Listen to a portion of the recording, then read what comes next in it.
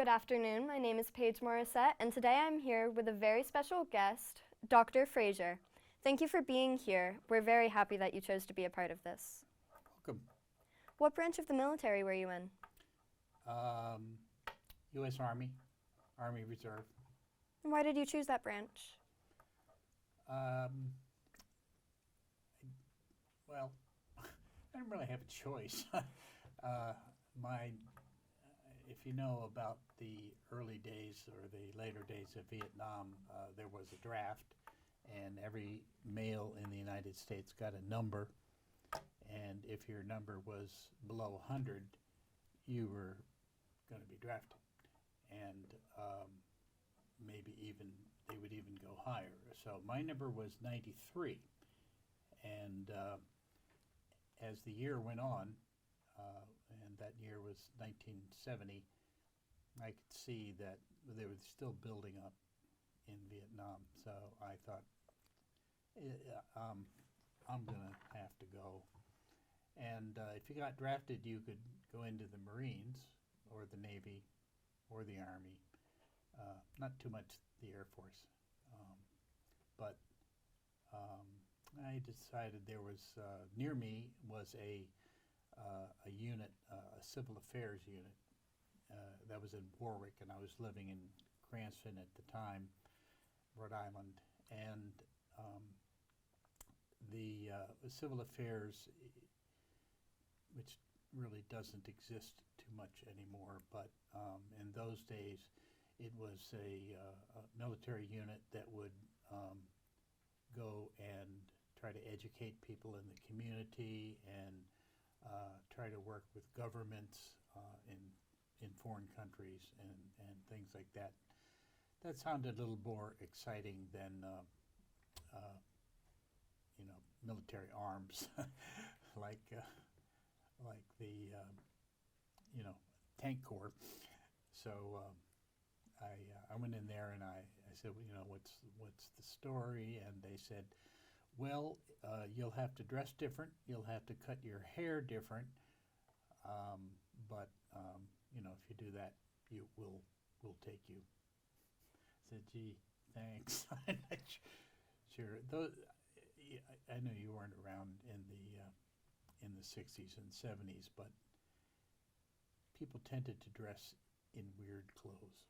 I mean, really weird colors. I had some boots that were, they're kind of like Ugg boots are today.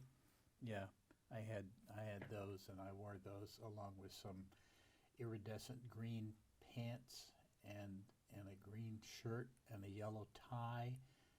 And my hair was too long, and I think I was trying to grow a mustache in those days. It wasn't very successful. So that's why I ended up in the Army.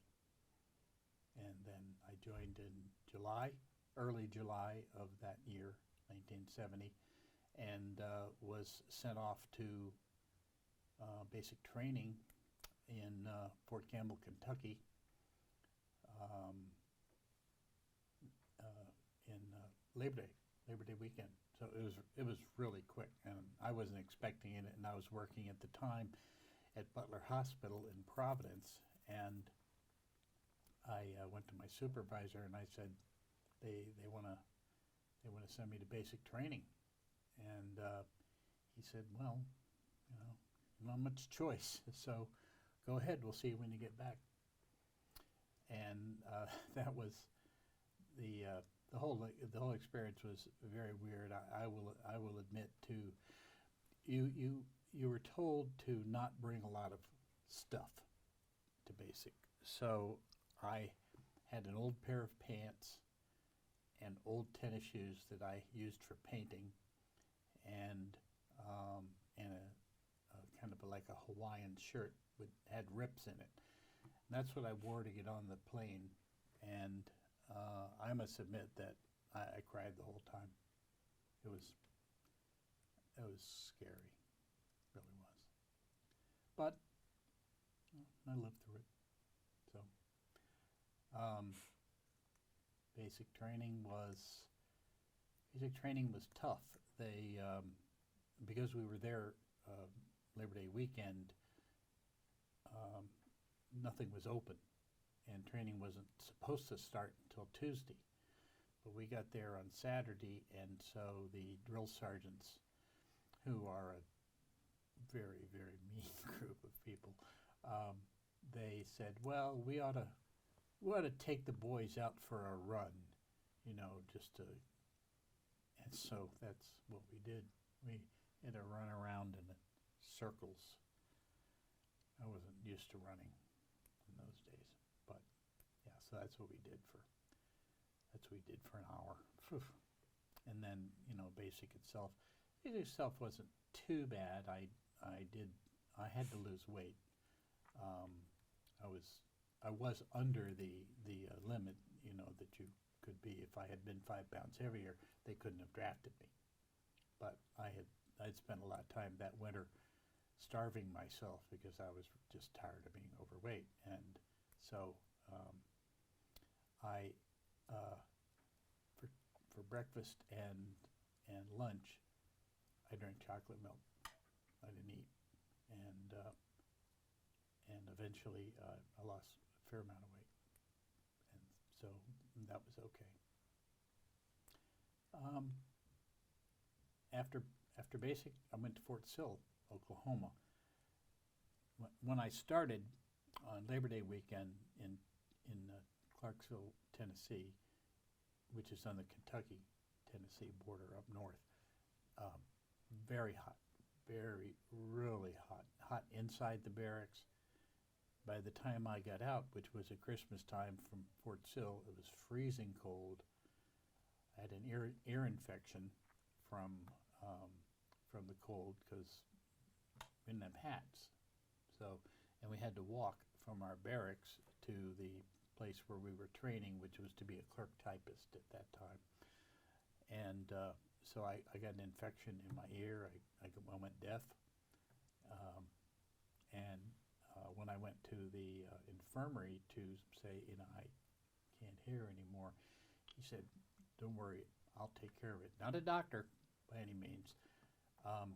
Took this hypodermic type tube, not with a needle, but with a kind of a nozzle at the end, and he filled it full of hot water, and he stuck it in my ear, and he pushed the plunger down and injected that hot air into hot water into my ear, and it was very painful, but it did clear it up.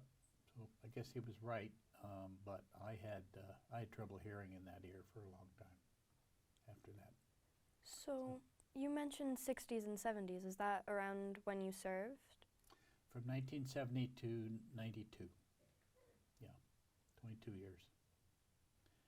I ended up retiring, which was kind of strange in itself because I really wasn't planning on it. But when I went to clerk typist school to essentially, you guys don't know how easy you have it. We used to have a sheet about that long. It was 8.5 by 14 of a very thin kind of carbon paper over another sheet of paper. You would put it in your typewriter and type it, and it would punch the letter right through the paper. And then you would take it off. It's called a mimeograph paper.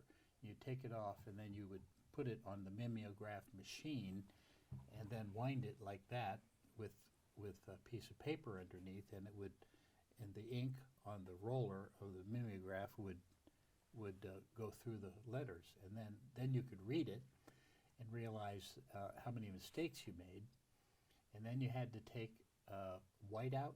Do we still have whiteout? I don't know. I haven't seen it in a long time. But you had to take whiteout and take out it would make a kind of a hard plastic, and then you put it back in the machine to type the actual letter, the letter that you wanted, and then run it off again. And that's how we used to make copies. We didn't have Xerox machines in those days. Don't I sound old, huh? Ugh. Yeah. after three years, so when I got out, I went into a reserve unit, um, and was there for 3 years and went to wonderful places like Indiantown Gap and Fort Drum, New York.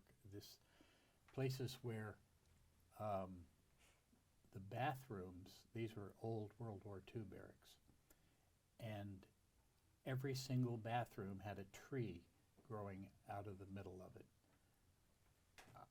Why? I don't really understand, but the windows were broken, and they weren't they weren't spending a lot of money to house reservists in those days.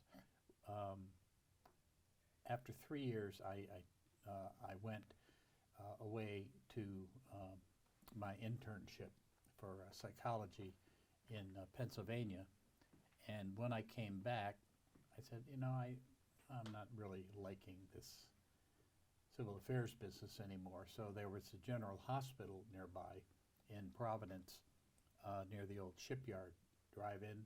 You probably don't remember that either.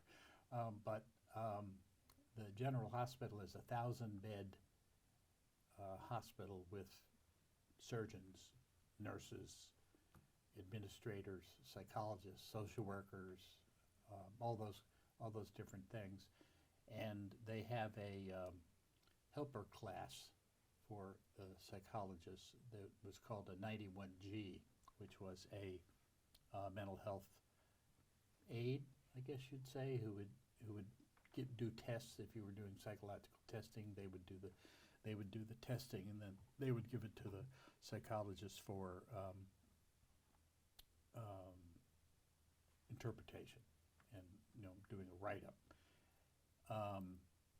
So I did that for until I got to 5.5 years.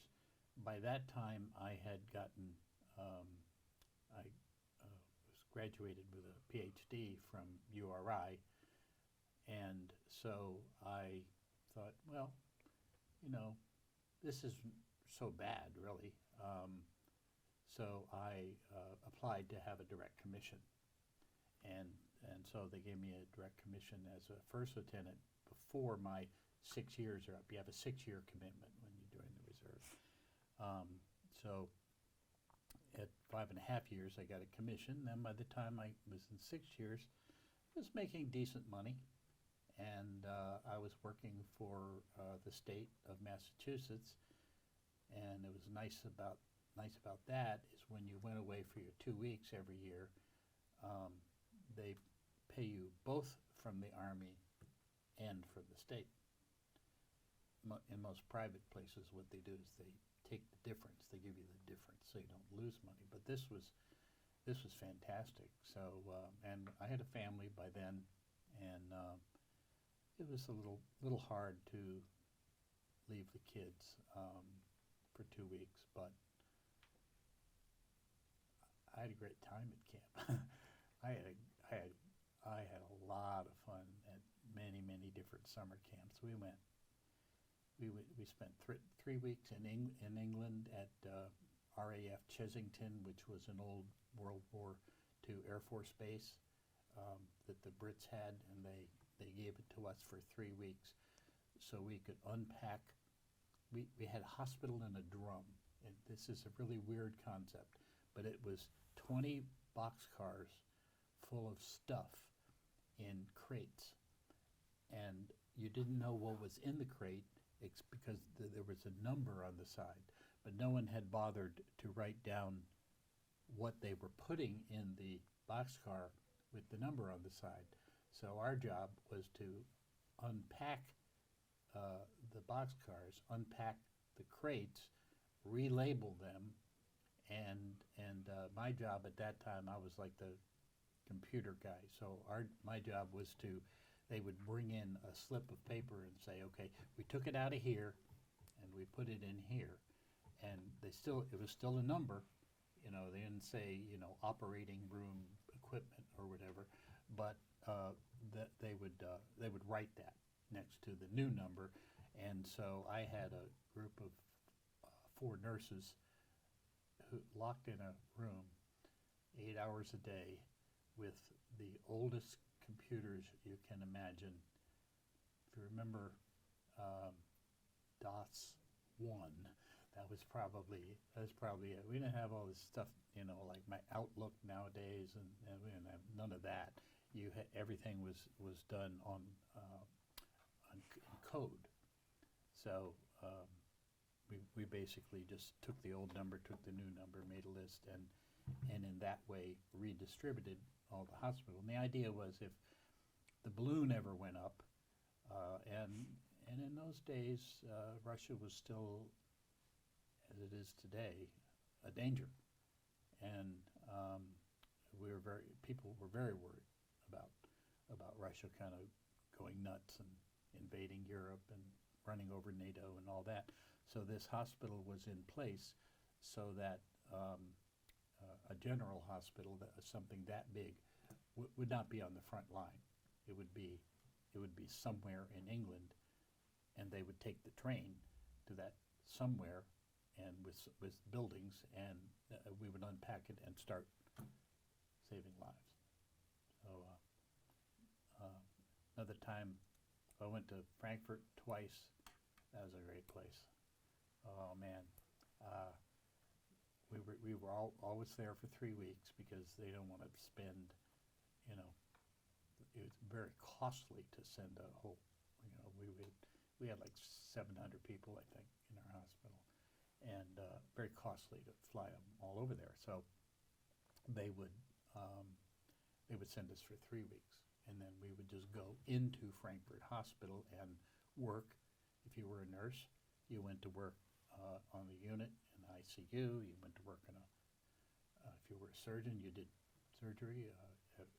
For me, I went into the psychology department and did interviews and talked to families. And you were going to ask me was it the weirdest thing that ever happened to me, or the funnest thing that ever happened to me?